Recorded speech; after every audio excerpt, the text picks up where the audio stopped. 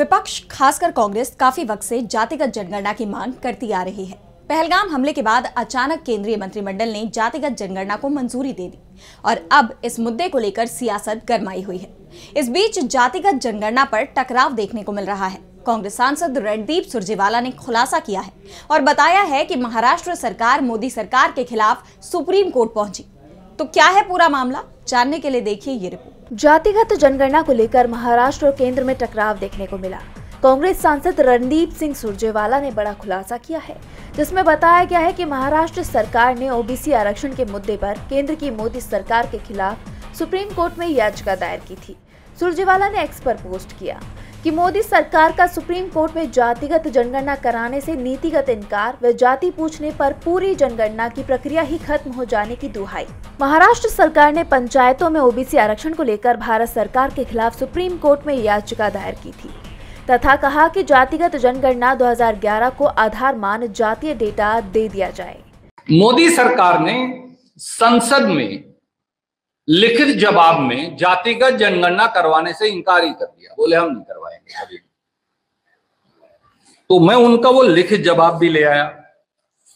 ये 2 बार दिया। कांग्रेस के सदस्यों से ने पूछा, एक बार छाया वर्मा जी ने, जो हमारी सांसद हैं पड़ोस में छत्तीसगढ़ से, और एक बार दीपक बैज जी ने, जो वहां के कांग्रेस के हमारे अध्यक्ष हैं।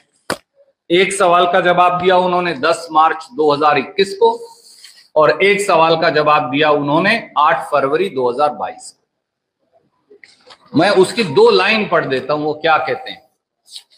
उन्होंने कहा, union of India after independence decided as a matter of policy not to enumerate caste wise population, यानी हम नहीं करवाएंगे।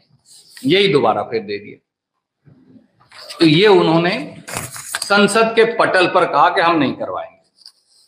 उन्होंने आगे कहा कि आश्चर्य की बात है कि मोदी सरकार ने 21 सितंबर 2021 को शपथ पत्र दायर कर इसका पुरजोर विरोध किया। सुप्रीम कोर्ट में शपथ पत्र दाखिल कर साफ किया कि जातिगत जनगणना उनकी नीति के खिलाफ है। सरकार का तर्क था कि जनगणना में जाति संबंधी जानकारी मांगे जाने से पूरी प्रक्रिया ही अवरुद्ध हो सकती है। दरअसल जातिगत जनगणना पर केंद्र सरकार की यू टर्न पर सुरजेवाला ने प्रहार करते हुए बताया है कि जब महाराष्ट्र सरकार की याचिका पर केंद्र सरकार ने सुप्रीम कोर्ट में हलफनामा देकर जातिगत जनगणना का विरोध किया था, तो अब उसे बताना चाहिए कि उसके हलफनामे का क्या हुआ। जानकारों का मानना है कि इस मुद्दे पर आने वाले समय में और भी बड़ा राजनीतिक और कानूनी टकराव देखने को मिल सकता है। डीवी लाइव की रिपोर्ट।